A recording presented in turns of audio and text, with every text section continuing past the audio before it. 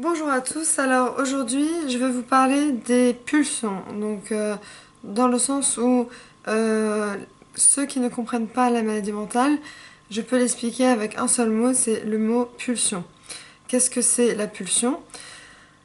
Pourquoi c'est important d'en parler dans le cas du trouble bipolaire, ou d'autres maladies mentales d'ailleurs, et expliquer pourquoi les gens ne comprennent pas ce que c'est, ce qui se passe dans le cerveau, qu'on peut tout contrôler, et le fait que justement c'est incontrôlable et que c'est une pulsion.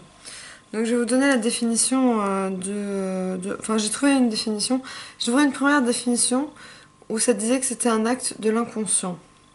Donc si on prend le cas de en état d'ébriété, quelqu'un qui a pris des drogues, quelqu'un qui dort, qui fait des rêves, quelqu'un qui est même manipulé, tout ça, il ne peut rien contrôler. Euh, Donc voilà, donc la définition que moi j'ai trouvée, c'est sur le magazine Psychologie, mais c'est en ligne. Donc poussée d'énergie du corps vers le psychisme. Le corps connaît des excitations internes qui déclenchent des besoins impérieux et amènent à un état de tension. Les pulsions communiquent ces besoins du corps au psychisme. Selon Freud, toutes les pulsions ont 4 caractères communs. La source dans une zone érogène du corps, la poussée, le but, satisfaction du besoin pour apaiser l'état de tension et l'objet, outil de cette satisfaction. Selon la psychanalyse, la pulsion de mort vise à la suppression radicale des tensions liées aux pulsions de vie.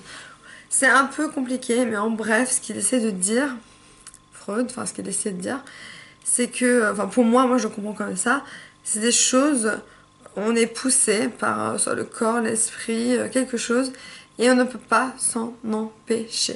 Vous prenez quelqu'un de bourré, c'est toujours mon exemple phare. Vous lui dites arrête, arrête de faire ça, il n'arrêtera pas. Parce qu'il ne peut pas se contrôler. Il a beau dire je suis bourré ou je suis pas bourré, d'ailleurs je suis pas bourré, je suis pas bourré.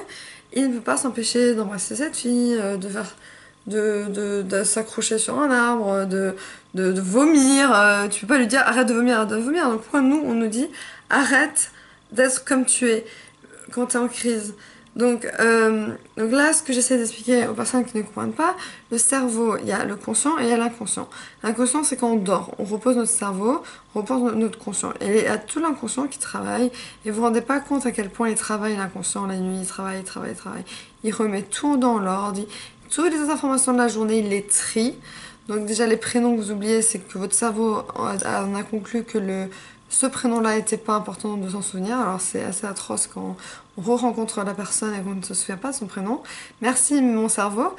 Et donc du coup, on ne contrôle rien. Et je pourrais presque googler ou chercher la définition de incontrôlable ou quelque chose d'incontrôlable parce que vraiment, en état de manie extrême ou en état de dépression extrême, on ne contrôle rien comme sous substance toxique. On ne contrôle rien. Vous pensez qu'on contrôle tout, on ne contrôle rien. Même vous utilisez que 10%, les humains, on n'utilise que 10% de notre cerveau. Donc imaginez quand on est en crise maniaque, qui est 20 fois plus fort que l'état de coke, alors vous pouvez imaginer les dégâts. Et déjà, les dégâts au niveau des neurones et les dégâts autour de soi. Donc, est-ce qu'on a envie de faire tout ça? Est-ce qu'on a envie de faire des dégâts? Non, on ne s'est pas fait exprès. Et je crois que vous n'avez pas compris que le cerveau, quand vous marchez, juste le fait de marcher, vous y réfléchissez pas, c'est le cerveau qui fait tout le boulot. Et vous dites, pied devant, pied devant. Vous pensez pouvoir contrôler... Oui, on peut contrôler certaines choses.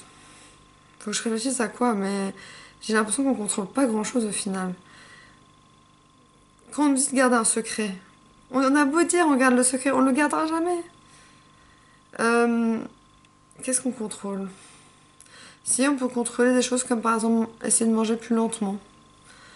On peut contrôler si on nous dit de arrêter de crier, on va arrêter de crier.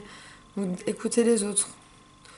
On peut contrôler des choses là, mais contrôler quelqu'un qui est en crise, ce n'est pas possible, c'est tout. Voilà. Je vais juste vous dire que vous pensez que c'est contrôlable, mais c'est pas contrôlable. Vous pouvez pas canaliser la personne. Vous ne pouvez pas arrêter la personne dans ses gestes, dans sa manière de penser, sa manière d'agir, sa surexcitation ou à l'inverse sa dépression profonde. Vous avez beau l'appeler, elle ne pourra pas changer. Voilà, c'est tout ce que j'ai à dire. Bisous!